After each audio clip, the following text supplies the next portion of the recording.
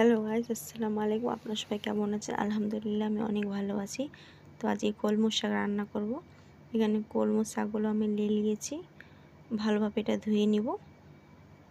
ধুয়ে ছোট ছোট করে কেটে নিব। আমার সবগুলো কাটা হয়ে গেছে। এবার একটা কড়াই গরম হয়ে গেছে। সরষে তেল দিলাম, দুটো শুকনো লঙ্কা, এখানে রসুন কুচি পরিমাণ মতো, পেঁয়াজ কুচি আর দুটো কাঁচা লঙ্কা দিয়ে এটা হালকা হালকা ভাজা ভাজা করে নিব। খুব লাল করব না, হালকা হালকা ভাজা ভাজা করব।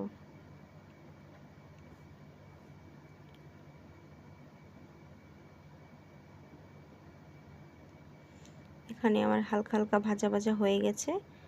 এবার শাকটা আমি এর মধ্যে দিয়ে দেব।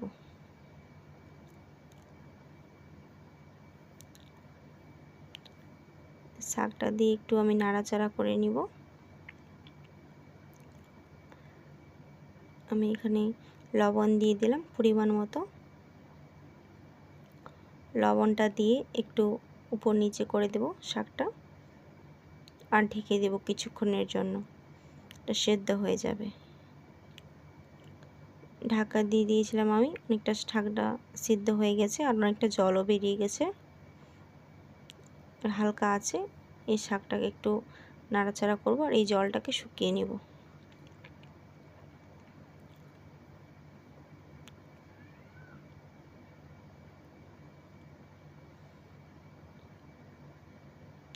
আমার জলটা এখানে শুকিয়ে গেছে আর ভালোভাবে সেদ্ধ হয়ে গেছে। আমার শাকটা হয়ে গেছে। শাকটা আমার হয়ে গেছে। আমি একটা প্লেটের মধ্যে এটা তুলে নিয়েছি। আপনারা অবশ্যই ট্রাই করবেন।